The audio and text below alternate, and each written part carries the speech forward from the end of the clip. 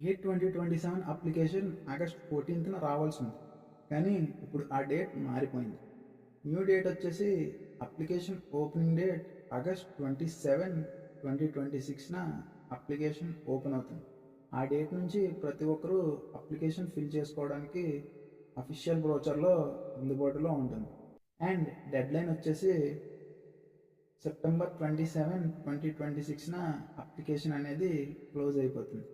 And మీరు అప్పుడు కూడా అప్లికేషన్ ఫిల్ చేయకుండా ఉన్నట్టయితే మీరు అక్టోబర్ 5 వరకు అప్లికేషన్ ఫిల్ చేయొచ్చు, కానీ some amount of late fee అనేది పే చేయాలి.